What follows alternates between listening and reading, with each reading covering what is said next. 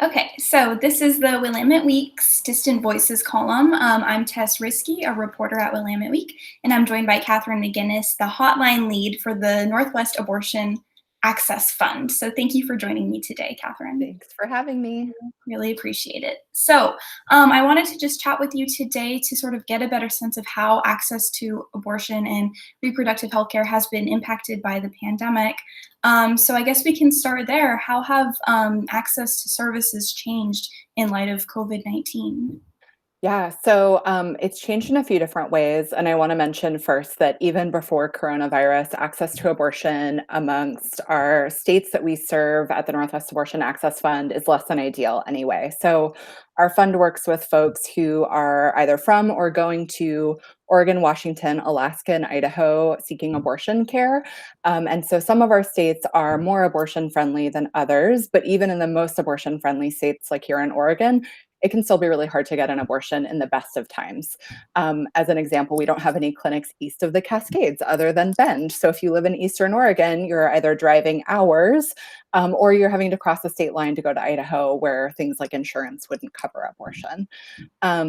As far as how the pandemic has affected it, we've seen Alaska work to try to ban abortion using coronavirus as a mechanism to shut access down, saying that it's not an essential health service. I can't think of what would be more essential and timely than accessing abortion, given that every week that you continue with a pregnancy, the harder it is to access abortion care. And then, somewhat unrelated, is the trigger ban that Idaho has. So, if Roe versus Wade falls, Idaho immediately has something written that will stop abortion access in the state. And so I think anything that chips away at access really has a huge effect on the most vulnerable people who are looking for abortion services. Yeah, definitely. And I'm Oh, wondering, oh, oh, go sorry. ahead. I was going to also mention, sorry, I just needed a moment to think. We are also starting to track who of our callers have been affected by COVID. So we are now, if people mention that their wages have been cut, their hours have been cut, they've been laid off, or coronavirus is a reason that they are seeking abortion, we're starting to track that. And overwhelmingly, we're seeing almost all of our callers being impacted by coronavirus in some way or another.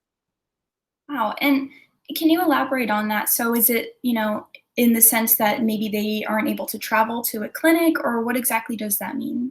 So right now we're not asking too many follow-up questions, but essentially, whenever someone calls us for assistance, they usually start to tell us their story, what's going on for them.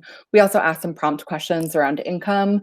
So if we hear that someone's been laid off because of coronavirus, or if someone is feeling nervous about accessing abortion because of coronavirus, we're labeling them as kind of impacted by COVID. So one thing that we're seeing is a lot of folks having hesitation to go into a clinic or to travel. And so they're looking to us for reassurance that it's safe. And that's not reassurance that we can give. We just tell folks to work with their clinic. And whatever the clinic recommends is something that we would recommend that they take seriously. But we have also seen in the last few weeks a decline in callers. It's nothing super serious yet, but we're not seeing as many calls as we normally would.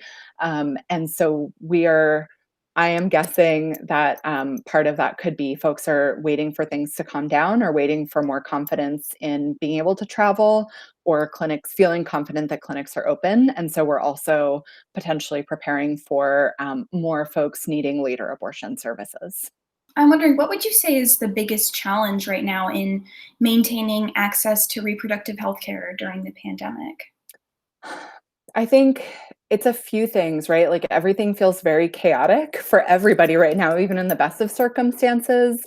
And so I think messaging from people's governments saying that this is safe, this is essential, we believe that you should be able to access the healthcare that you need to and want to, I think that would go a long way for people. I think people are hearing about bans happening in other states and maybe thinking that it's a ban everywhere. So really clear messaging that we like abortion clinics are open and that we believe in people's access. I think better funding for people would make things a lot easier. So in some states, there are a lot more opportunities for people to have their abortion paid for.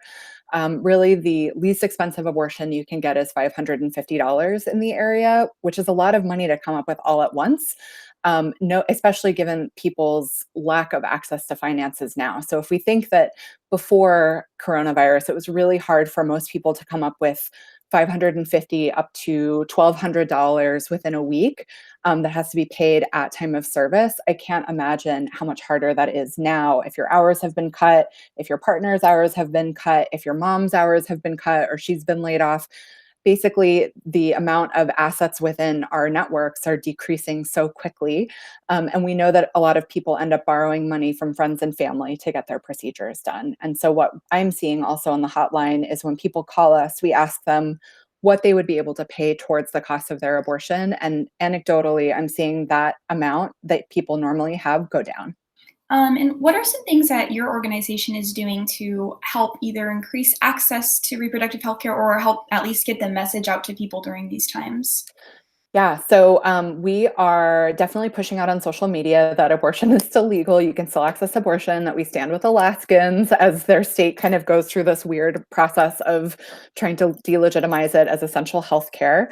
And we also are offering our normal range of services and trying to be really public about that. So people call us and we kind of assess what their needs are, but we do anything from actually fund or help fund procedures for people to help them with travel support. So, do they need plane tickets? Do they need train tickets? Do they need hotels? Do they need rides? Do they need meals? Do they need childcare? Because the cost of an abortion isn't just the actual procedure, it's taking time off, it's paying for childcare for your other children, it's paying for a plane ticket if you need to go from Boise to Portland or Boise to Seattle. And so we've changed the way we work in a few different ways just because of coronavirus. So we used to offer a lot more homestays for people when they were traveling. And so they would stay with volunteers. We've moved everyone to hotels when they call us, just for safety reasons, for the safety of patients and the safety of our volunteers. We also are using Lyft and ride shares and cabs more, so that, again, we're trying to make sure that we're not putting our volunteers in danger or putting patients in danger, because at this point, a lot of folks giving rides professionally have sanitation standards that they're following, they have guidance. We don't have that guidance for our volunteers. We're not that sophisticated. And so we're really trying to minimize the amount of contact our volunteers have with patients. But it's also really hard, right? So sometimes we work with doula organizations to provide services. And what we're seeing is a lot of clinics saying we can't have more people than necessary in the room, right? So partners are having to wait in parking lots, support people are having to wait in parking lots. Every coffee shop is closed, so they can't even wait somewhere a little more comfortable. And so it's really, really tricky. And we're really just trying to be flexible with people. So our vouchers are good for at least a month. And so if people do need to reschedule, we're happy to support them in whatever way that looks like. And we can always extend the life of a voucher if we need to for funding. And we're also doing a lot of navigation around making sure that folks can get to where they need to go. So flights are canceled all the time now if there are not enough people. So we're working with patients that need to get home to their other kids, and they are having 2 to 3 flights canceled and really trying really hard to get home.